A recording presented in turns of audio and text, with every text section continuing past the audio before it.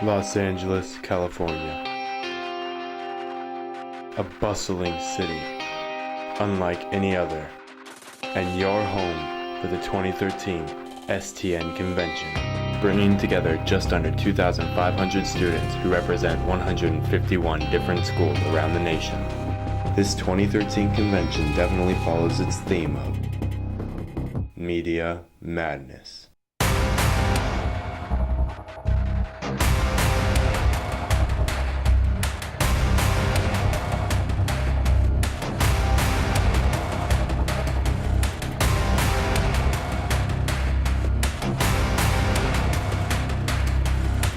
With over 20 individual competitions, the city of LA became a battleground.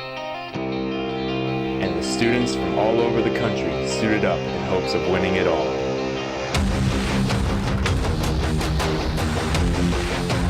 The battle for LA was underway, but it all began with a struggle for the Sweet 16 title. 16 hours seems like ample time,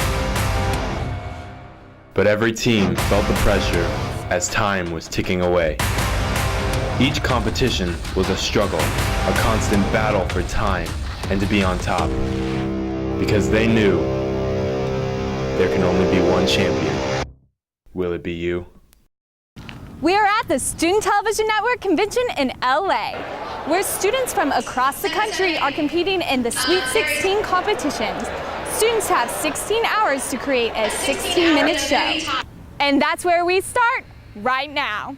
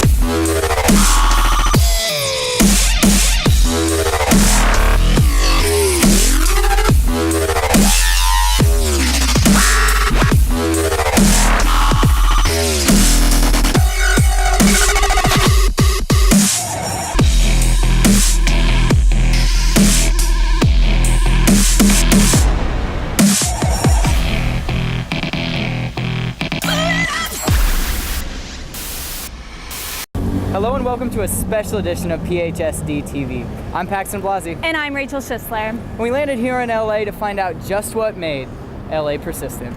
That's right, and one Park Hill South graduate won the Winkest Link while he was in high school, and now he's doing more than he could have ever imagined. I won the most money by a minor in game show history on that TV show and ended up paying for college. Boom! But winning was only enough for a short time. And then when to applaud, and more importantly, because people keep clapping if they like something, put on a suit and tie and help businesses and all this stuff. And after about 3 months, I realized that I shouldn't be doing things I don't enjoy doing. And I was still at the time, like I was writing trivia, I was coming up with game shows all the time. So I decided I need to move to LA and just find a way to make this happen, to figure out what you actually love. You know, a lot of people say, I don't like this job, but when you ask them, well, what do you enjoy? They're like, you know, I like watching TV. It's like, that's not what you enjoy. You need to figure out what you love that can make money. And if you find that and stick to it, eventually you'll make money doing it. What's up, guys? What up? So this is what you end up having, is this gigantic empty room that all turns into a game show. When you walk in first and you see this empty room, and then you personally create this game show, and you come back and you see it all done up and your imagination has now been brought to life. Right. What's your first thought? It's a dream come true.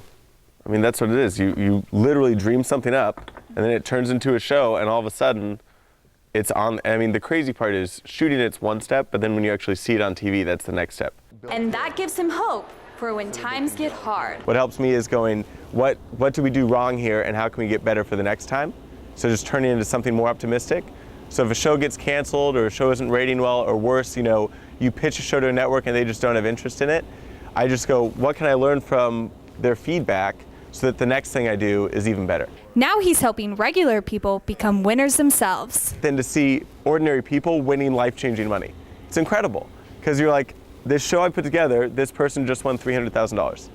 And they're going to be able to have their kids go to college and, you know, all those things. And it's basically what I got to do 12 years ago. Wes releases the pilot for his next game show at the end of March. Now, we all have dreams, and we're all willing to fight for those dreams. But what are you willing to do? Otto Geiser and I had the opportunity to meet up with Ethan Carroll, who is an aspiring author. It's about the power of positivity, the power of positive thinking, and it's about encouraging people and following your dreams by any means necessary. And just, it's about like developing yourself, becoming the best possible person you could be. Ethan's self-help books have allowed him to gain insight into his own life and to grow as a person. It hasn't been a cakewalk though. He's had several obstacles in his way, but he continues to push through. What does he think is most important? Marketing, that's critical, because it costs a lot to market. And so you guys got to think about how to be most efficient. Every book I ever read about marketing said to be creative. And so I just tried this. I just wanted to give it a test and just go to high traffic areas and try to encourage people that I have a new positive book available at Amazon.com. And thus far, I got some real positive responses. Expensive marketing is what brings him to the streets of LA today. Positive responses are huge in selling anything, but they don't pay the bills. Ethan has some tough competition on the Hollywood Boulevard for attention, but he has a secret weapon, a special driving force that keeps him pushing through. My daughter, definitely. She's about a year and a half, and yeah, like I'm really trying to be a positive impact in her life. You know, like no matter what, I have to provide for her. Well, it is still very popular today, with people relying on an angel to go up and down LA for more than a century. Many things change in the big city of Los Angeles every day, but one thing has remained the same through it all. Since 1901, Angel's Flight Railway has been a major part in people's everyday lives. I ride Angel's Flight every morning and every evening. I work right here and I live across the street, so it's very convenient for me. People enjoy riding Angel's Flight Railway each and every day, even though it only takes them a short distance. I can hardly wait to ride it because every time I've been here, it's been closed. But there is more behind Angel's Flight than just a railway. There is a story. Back in the late 1800s, this area was known as Bunker Hill, and this is where the wealthy people lived, and they had two-story Victorian mansions, and they needed a way to get down to their market, and their market's down there. So they built the funicular here to take the people down to get their thing. So this was opened in 1901, and it's operated for 68 years. It used to cost a penny, and then it went to 5 cents. And it was built to connect Bunker Hill to the downtown area. It is estimated that Angel's Flight Railway has carried more passengers per mile than any other railway in the world. But even when it does come to a stop, all of the memories will be left living.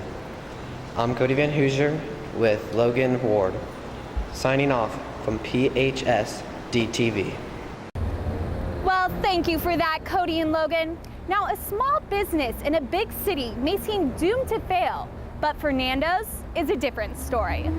Before the Staples Center, before LA Live, and even before ESPN Sports Zone, there was Fernando's. The restaurant, owned by Fernando Ojeda, has remained a staple of the community since the early 90s. Before Staples Center was here, LA Live, he was here. Then they brought these other restaurants, which was across the street, that probably could have drove him out. He kept his prices, he kept his stand, and he stood strong. Well, I don't know about the rest of the people, but we were very fortunate, very lucky to pick the right location, and things just happened. At the beginning, yeah, it was tough. We started making little by little. Then we kind of double our business, and then we kind of triple our business. So, but we started very low from the very bottom. The luck may have played a part. It is Ojeda's persistence and hard work which has made his restaurant what it is today. He's very hardworking. Like I said, I've been 15 years here. The guy's never late, always here, never sick or whatever. But the guy is a hard-working guy. I work 7 days a week, but not because I have to, but because I want to. Just ask the customers. Fernando's hard work is apparent in every bite. It's excellent. Excellent. Very good. Very good. We have breakfast every morning. Okay. We eat here all the time. Awesome. Almost every morning. And sometimes lunch. Fernando's hard work alone is not edible. So what makes his food so special? We call it salsa ranchera, which is a combination of Mexican, Spanish sauce, and that's the key to success. You know, without that sauce, you got nothing. Well, I'll tell you like this, to describe it, it'll make a pet bill hug a hound. If you see two dogs hugging, you know it gotta be good. Ever persistent, Fernando made me try the sauce. Needless to say, I'm now a believer. For the Student Television Network, I'm Hunter Norton, along with Skylar Rolstad and Joey Pinella. Thanks, guys. Well, social media never stops, and Joey Pinella has a little bit more. Thanks for that, guys. What's up, STN Convention? Twitter reporter Joey Pinella here to bring you the good news of the Twitter sphere. So we just had our broadcast kids come out for this convention, but we thought we'd get everyone at school involved as we asked them to use the hashtag LAHeart to share with us their inspirational stories. Here's what some of them came up with. At Savannah Coote said, "When my dad passed away, I felt lost, but I never gave up hope that things would get better." And at Marissa Grace 94 said, "After years of feeling like I had no friends, I finally found a solid support group. Never give up hope that those people are out there." All right, thanks for sharing those stories with us, guys, and I'll send it back to you in the studio. Thanks, Joey. Not everybody makes it in LA, but Chris Dennis and Connor Hills met up with somebody who's not just rocking out in the garage. It's just another day in Los Angeles. People are racing to and from their jobs. But if you slow down and listen closely, underneath the sounds of the city, something else may just catch your ear's attention.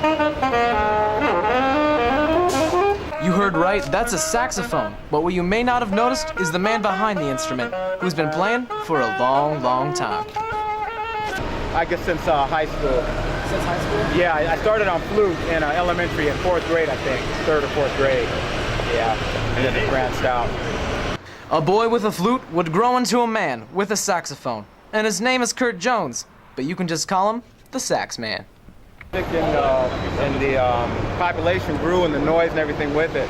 So then I had to get a sax out here, you know, for the notoriety, so I can compete with all the noise. Yeah. And as both he and the city grow alongside each other, he'd like to think they're starting to join as one. So I think so. It's kind of cool because I'm getting kind of like synonymous with downtown here, you know. And with that, we say goodnight. Play us off, Sax Man. For PHSD TV, I'm Connor Hills, alongside Chris Dennis.